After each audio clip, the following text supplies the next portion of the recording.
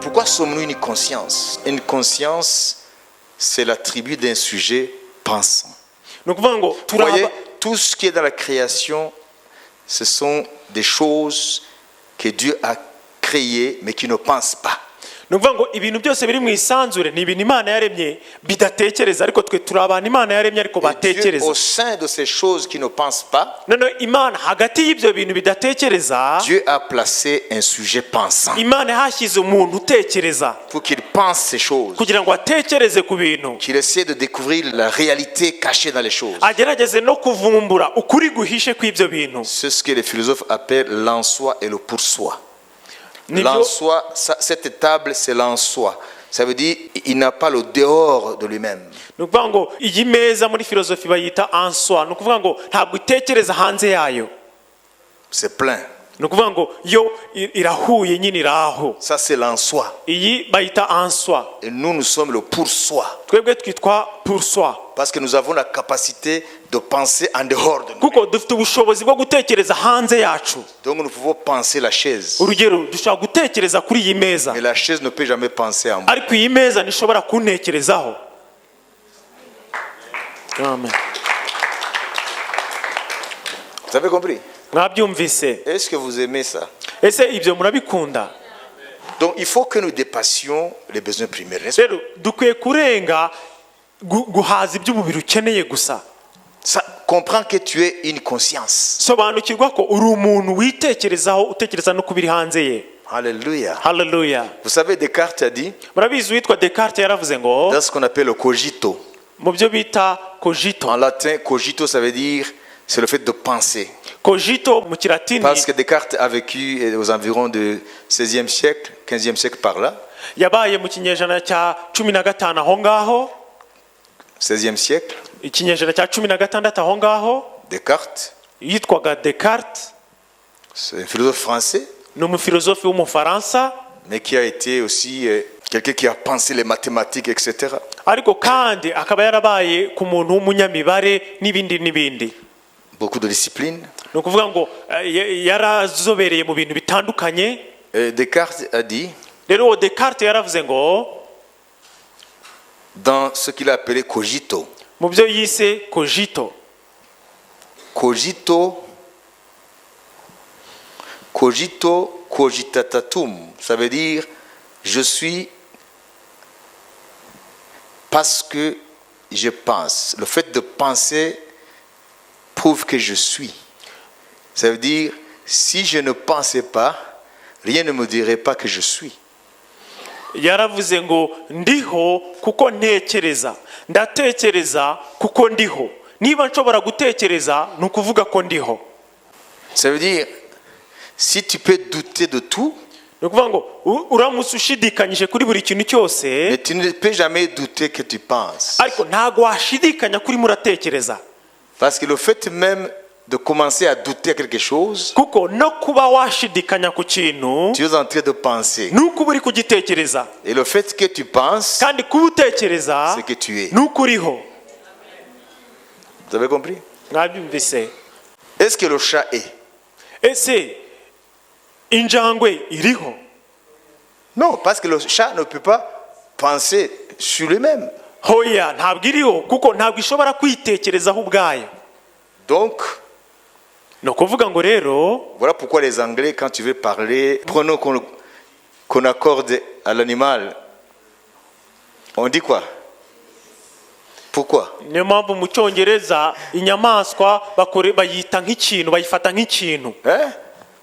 Oui, ça veut dire que no kuvuga ngo nous les hommes, twebwe abantu nous sommes des sujets pensants. turi abantu batekereza. Ce qui est dans la création sont des objets. ni ukuvuga ngo mu isanzure hari n'ibintu. Les choses, race, choses. hari ibintu. Alors, Dieu m'a fait une conscience. Rero jewe umuntu, Imana yangize umuntu ushobora gutekereza ku bintu hanze yanjye. Voilà pourquoi je peux penser même ma propre existence. niyo mpamvu nshobora no gutekereza no ku buzima bwanjye ubwanjye. Comprenez? Murabyumva? Cette faculté, les autres choses de la création ne l'ont pas. rero ubwo buryo imana yaduhaye ibindi bintu mu isanzure ntabyo bifite. C'est pourquoi Descartes, on l'appelle le père de la raison. niyo mpamvu uwo Descartes bamwita ko niwe wari uhagarariye imitekerereze. Ça veut dire il a posé les bases de ce qu'il a appelé le doute méthodique. ni ukuvuga ngo yashyizeho ifatiro y'ibyo yise gushidikanya. Doute méthodique, ça veut dire tu ne doutes pas pour douter. ni ukuvuga ngo nta gushidikanya gusa kuko ushaka gushidikanya. Non, non, tu doutes dans le processus de poser la véracité des choses. ahubwo ushidikanya ushaka gushyiraho imfatiro z'ukuri kw'ibintu. Ce n'est pas le scepticisme. Parce que le scepticisme en philosophie, à la différence du doute ni ukuvuga ngo de Descartes, ibyitwa scepticisme muri filozofi aho bitandukaniye no gushidikanya kwa Descartes. le scepticisme dit ibyo byitwa scepticisme bivuga ko rien n'est vrai, rien n'est faux. nta kintu kiri cyo nta n'ikintu kitari cyo. C'est pas fini. ntabwo ari aho birangirira. Rien n'est faux et en même temps vrai. ni ukuvuga ngo nta kintu kitari cyo ariko kandi muri uwo mwanya kikaba cyo. Ça, c'est le scepticisme. ibyo nibyo bita scepticisme. Rien n'est vrai, rien n'est faux. ni ukuvuga ngo nta kintu kiri cyo nta n'ikintu kitari cyo.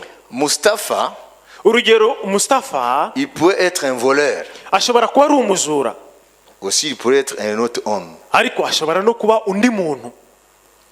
Rien n'est vrai, rien n'est faux. ni ukuvuga ngo nta kintu kiri cyo nta n'ikintu kitari cyo. Et aussi, Mustapha ne peut être en même temps honnête et voleur. Ça veut dire, rien n'est vrai, rien n'est faux. Et puis, rien ne peut être en même temps vrai et faux. ni ukuvuga ngo ni ibintu bibiri. yabanje aravuga ngo nta kintu kiri cyo kandi kibe kitari cyo. ku rundi ruhande nta kintu kiba cyo ariko muri uwo mwanya ntikibe nacyo kandi.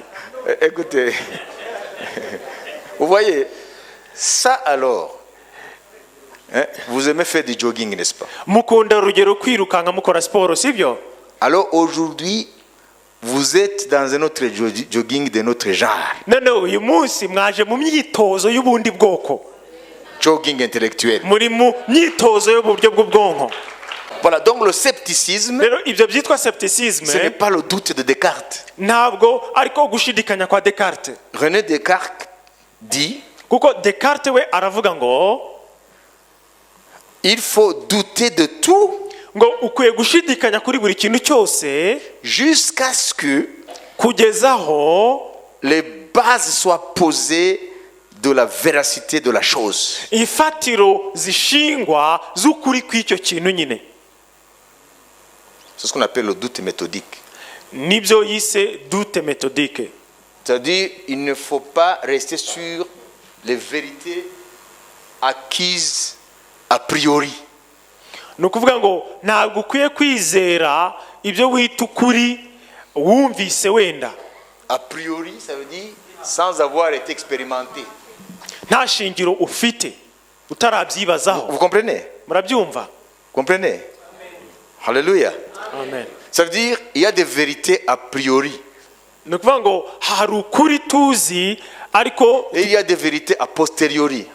Ça veut dire il y a des choses que tu peux admettre comme vraies même si ce n'est pas encore expérimenté. ni ukuvuga ngo hari ibintu ufata nk'ukuri nubwo utarabikorera ubushakashatsi Ça, ce bubihamiriza. sont des vérités a priori. ibyo rero babyita ukuri wumvise cyangwa ufata ko Avant ari ukuri d'expérimenter. mbere y'uko ugukoreraho ubushakashatsi. Vous comprenez? murabyumva?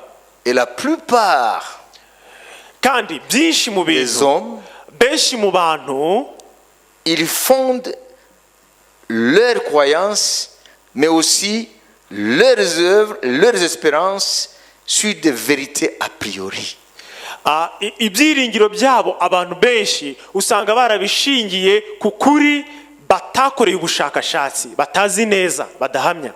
Est-ce que Descartes, en son époque, il s'érigeait contre quelle idéologie, quelle philosophie, quelle croyance? ese Descartes mu gihe cye yarwanyaga iyihe myumvire, yarwanyaga iyihe myizerere, yarwanyaga ibihe bitekerezo byayoboraga icyo gihe? Descartes s'érigeait contre les dogmes de l'Église. Descartes yarwanyaga amahame y'idini muri icyo gihe cye. Ça veut dire les dogmes maintenaient, selon Descartes, le peuple dans l'ignorance. Ni ukuvuga ngo kuri Descartes ayo mahame y'idini yatumaga ubwoko buguma mu kutamenya. Parce que quand on dit quelqu'un a des dogmes, kuko iyo bavuze ngo umuntu runaka afite amahame agenderaho, ça veut dire il a pris ça comme argent comptant, même s'il n'est pas en mesure d'expliquer ça. ni ukuvuga ngo ni ibintu aba yarizeye akabigenderamo nubwo adashobora kubisobanura.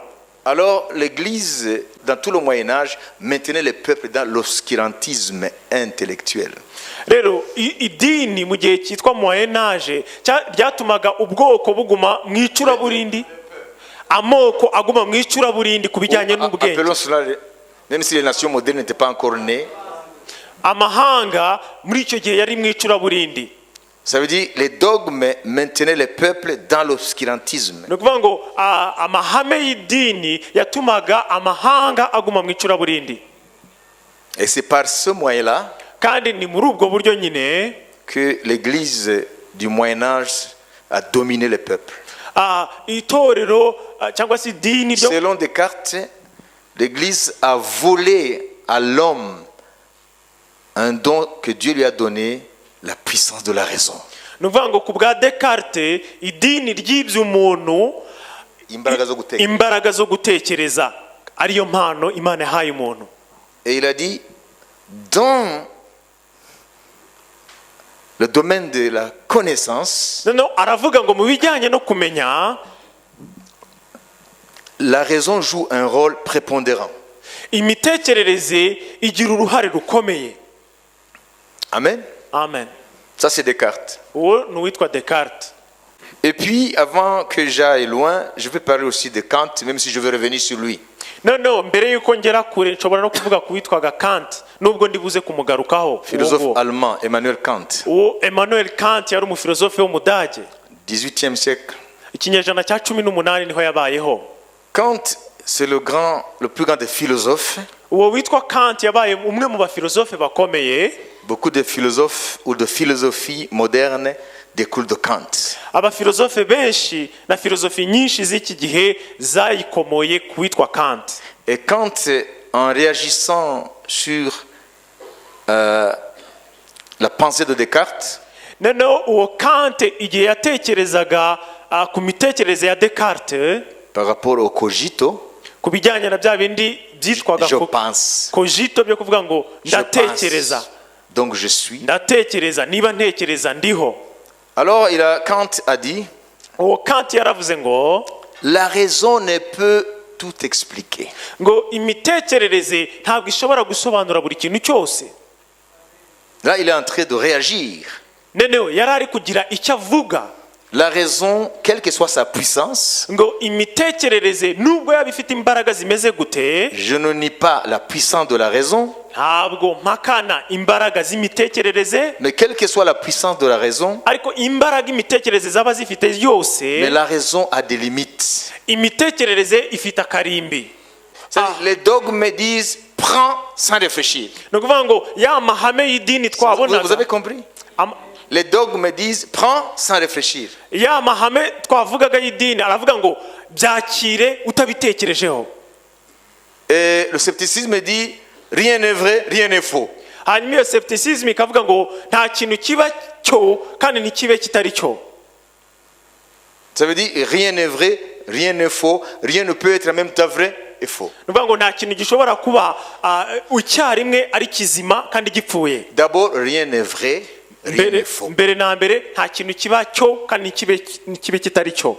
Ça, on l'a dit. ibyo twabivuze. Et rien ne peut être vrai en même temps faux. kandi ku rundi ruhande nta kintu gishobora kuba cyo kandi kibe kitari cyo mu mwanya umwe. Alors, Descartes s'érige rero Descartes arahaguruka contre quelqu'un qui s'appelle Hume, ahaguruka arwanya qui était un philosophe écossais, imitekerereze y'uwitwa Hume yabaye umufilozofe wo muri Ekose, qui est le père du scepticisme. niwe watangiye ibyo bya scepticisme. Et puis, il dit ceci, noneho aravuga ngo même pour rectifier un peu ou pour compléter Descartes. cyangwa kugira ngo akosore gato cyangwa se yuzuze ibyo Descartes Il yavuze. dit la puissance de la raison ne peut expliquer tout. Aravuga ngo imbaraga z'imitekerereze ntabwo zishobora gusobanura buri kintu cyose. Et ça, il a démontré dans son œuvre qui s'appelle La critique de la raison pure et la critique de la raison pratique. Noneho ibyo abivuga mu gitabo cye La critique de la raison. Et la pure et la critique de la raison pratique. Et la critique de la raison pratique. Là, il dit quoi? Aho yavuzemo iki? Il dit, Yaravuze ngo dans ma philosophie, muri filozofi yanjye j'ai limité la raison nashize akarimbi ku mitekerereze pour faire place aux croyances. kugira ngo mu mwanya imyizerere. Ça, c'est Kant. Uwo ni uwitwa Kant. Ça veut dire la raison, c'est vrai, a une puissance, Ni ukuvuga ngo imitekerereze nibyo ifite imbaraga, mais elle est limitée parce qu'il y a un domaine qui ne peut pas être compris par la seule raison. ariko zifite akarimbi kuko hari igice kidashobora gusobanukirwa n'iyo mitekerereze nyine. L'homme a besoin de la foi Umuntu akeneye kwizera pour comprendre kugira ngo asobanukirwe ce qui est au-delà de la raison. ibiri hirya y'imitekerereze. C'est ce qu'il a appelé la transcendance Nibyo yise ko hari ikintu kiturenze dans le domaine de la connaissance. kiturenze mu bijyanye n'ubumenyi. Lève ta main sainte. Zamura akaboko kawe niba ari kwinjira. Alléluia. Haleluya. Nous sommes en train de voir Turimo turabona comment les historiens uburyo abize amateka sont passés à devenir baje guhinduka des philosophes de l'histoire. baje guhinduka abafilozofe b'amateka. Nous avons dit que Twavuze ko ce soit les Grecs yaba Abagiriki et les Romains qui étaient enseignés à leurs pieds, yaba n'Abaroma giye ku birenge by'Abagiriki, ils ont parlé des faits historiques sans avoir à chercher les causes. bavuze ku bintu byakoretse mu mateka ariko batavuze ku mpamvu yabiteraga. La personne qui a parlé de l'histoire, abordé l'histoire en philosophie, c'est Saint Augustin. Umuntu wavuze kuri filozofi mu mateka ni uwitwa Saint Augustin. La philosophie de l'histoire touche des domaines.